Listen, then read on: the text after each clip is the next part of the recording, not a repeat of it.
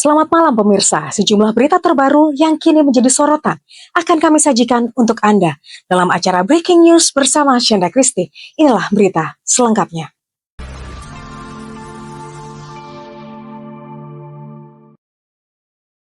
Kejaksaan Agung menetapkan Dirjen Anggaran Kementerian Keuangan, Isa Rahmatawarta alias IR, sebagai tersangka kasus korupsi Jiwasraya. Kejagung langsung menahan Isa selama 20 hari ke depan di Rutan Salemba. Dirjen Anggaran Kemenku jadi tersangka Jiwasraya. Kejaksaan Agung menetapkan Dirjen Anggaran Kementerian Keuangan, Isa Rahmatawarta alias IR sebagai tersangka kasus korupsi Jiwasraya. Kejagung langsung menahan Isa selama 20 hari ke depan di Rutan Salemba. Dia menambahkan penyidik telah menemukan bukti yang cukup terkait perbuatan pidana yang dilakukan oleh IR. Kejagung menyatakan berdasarkan laporan pemeriksaan dan investigasi, perbuatan tersangka merugikan keuangan negara atas pemulihan keuangan pada PT Jiwasraya pada tahun 2008 hingga 2018 sejumlah 16 triliun 807 miliar 283.375.000 rupiah. Lemparan jarak jauh Pratama Arhan membantu Bangkok United saat melakoni laga pekan ke-21 Liga Thailand Jumat 7 Februari tahun ini. Arhan bermain penuh di laga ini. Mantan pemain Suwon FC itu dimainkan sebagai bek sayap kiri saat Bangkok United bermain imbang 2-2 melawan Rayon FC. Lemparan Arhan makan korban, Bangkok United raih poin.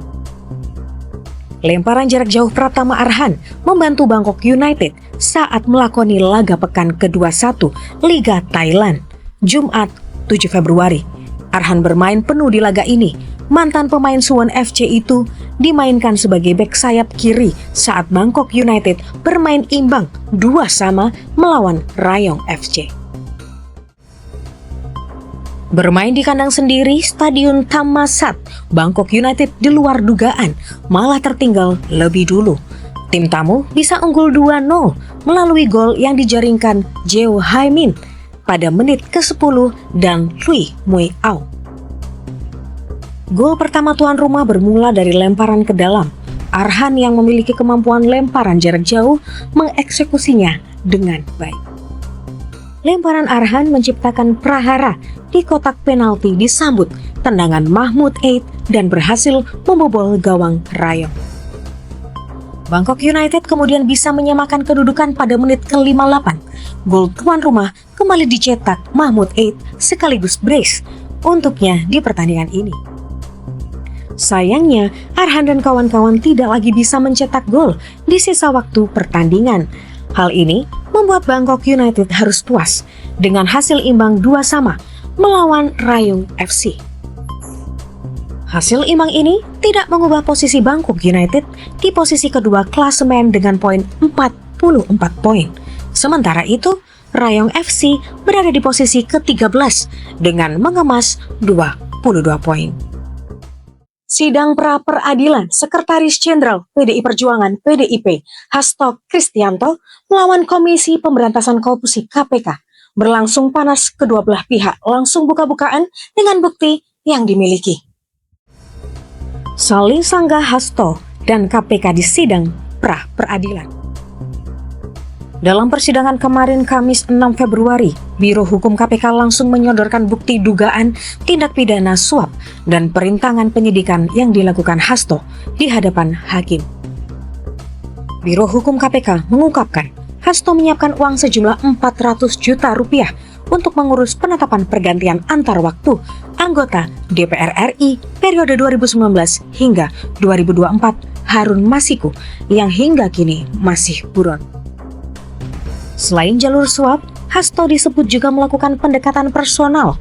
Ia diduga menjanjikan Rizky Aprilia, jabatan Komisaris BUMN atau Komisioner Komnas HAM, asal mau menyerahkan kursi DPR RI Dapil 1 Sumatera Selatan kepada Harun.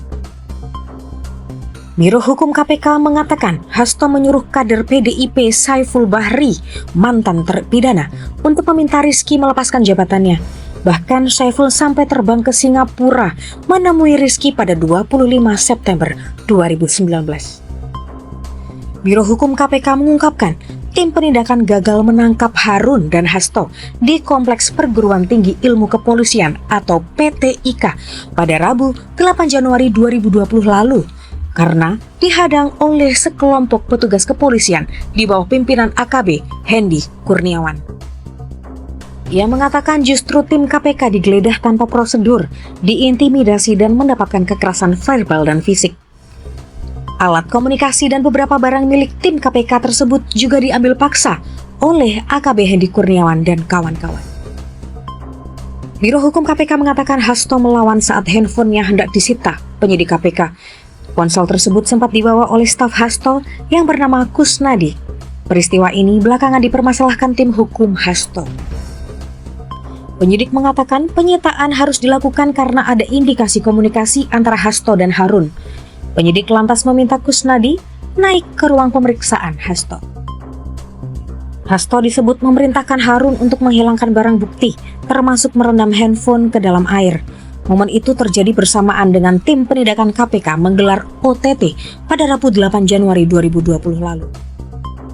Perintah Hasto itu tergambar dari hasil sadapan yang memuat percakapan antara Nur Hasan, penjaga rumah inspirasi Jalan Sultan Syahir, nomor 12A dengan Harun yang dibuka Biro Hukum KPK di persidangan. Sementara itu pada hari ini Jumat 7 Februari, tim hukum Hasto menghadirkan sejumlah saksi dan ahli untuk membantah tudingan KPK.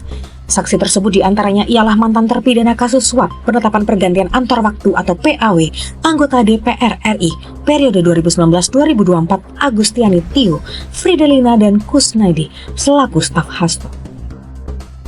Agustiani Tio Fridelina memulai kesaksiannya dengan menyentil penyidik KPK AKBP Rosa Purbobekti yang disebutnya melakukan intimidasi dan memberikan ancaman. Tio mengatakan Rosa tiba-tiba datang ke ruang pemeriksaan di mana dirinya sedang diminta keterangan sebagai saksi oleh penyidik lainnya bernama Prayitno. Sebelum menjalani pemeriksaan di KPK, Tio menuturkan dihubungi oleh orang tak dikenal yang menawarinya uang sejumlah 2 miliar rupiah. Tio mengaku diminta untuk memberikan keterangan yang sebenar-benarnya kepada penyidik KPK. Sementara itu, saksi Kusnadi mengatakan Hasto tidak berada di kompleks PTIK pada 8 Januari 2020 saat KPK hendak menangkap Harun Masiku. Wakil Ketua DPR Sufmi Dasko Ahmad menyebut tak ada rencana untuk memotong gaji ke-13 aparatur sipil negara atau ASN, meskipun pemerintah tengah menggencarkan efisiensi anggaran. DPR sebut tak ada rencana pemotongan gaji ke-13 ASN di tengah efisiensi anggaran. Wakil Ketua DPR Sufmi Dasko Ahmad menyebut tak ada rencana untuk memotong gaji ke-13 aparatur sipil negara atau ASN, meskipun pemerintah tengah menggencarkan efisiensi anggaran. Ketua Harian DPP Partai Gerindra itu mengatakan efisiensi sesuai instruksi Presiden Prabowo telah diatur sedemikian rupa. Sementara gaji ke-13 ASN penting untuk dianggarkan. Isu mengenai pembatalan gaji ke-13 serta THR ASN mencuat setelah pemerintah akan menerapkan efisiensi anggaran. Itu menyusul diterbitkan instruksi Presiden tentang belanja dalam pelaksanaan anggaran pendapatan dan belanja negara dan anggaran pendapatan dan belanja daerah tahun anggaran 2025. Menteri Keuangan Sri Mulyani Indrawati buka suara soal tunjangan hari raya atau THR dan gaji ke-13 aparatur sipil negara atau PNS. Dia mengatakan THR dan gaji ke-13 untuk ASN masih dalam proses dan tidak dibatalkan. Menteri Kesehatan Budi Gunadi Sadikin menyatakan program cek kesehatan gratis akan dimulai pada Senin 10 Februari pekan depan di puskesmas dan klinik kesehatan. Budi mengatakan tes kesehatan gratis ini akan menjadi program terbesar Kemenkes lantaran akan menjadi jangkauan 280 juta warga Indonesia. Menkes cek kesehatan gratis dimulai 10 Februari di puskesmas dan klinik. Menteri Kesehatan Budi Gunadi Sadikin menyatakan program cek kesehatan gratis akan dimulai pada Senin 10 Februari pekan depan di puskesmas dan klinik kesehatan. Budi mengatakan tes kesehatan gratis ini akan menjadi program terbesar Kemenkes lantaran akan menjangkau 280 juta warga Indonesia. Ia mengatakan jangkauan di program ini akan mengalahkan program vaksinasi virus corona atau COVID-19 yang menyasar 180 juta orang dan program imunisasi yang menyasar 70 juta jiwa. Ia pun meyakini program tes kesehatan gratis di awal-awal peluncuran program ini akan diminati hingga 60 juta warga. Budi mengatakan warga bisa mengakses program ini ketika bertepatan saat hari ulang tahunnya masing-masing. Pemerintah telah menyiagakan 10.000 puskesmas hingga 15.000 klinik untuk melaksanakan program ini.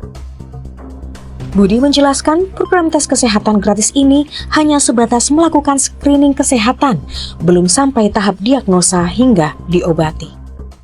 Baik pemirsa, informasi tadi sekaligus menjadi penutup perjumpaan kita hari ini. Saya segenap tim redaksi yang bertugas pamit undur diri. Saya Syenda Kristi pamit undur diri. Selamat malam. Terima kasih dan sampai jumpa.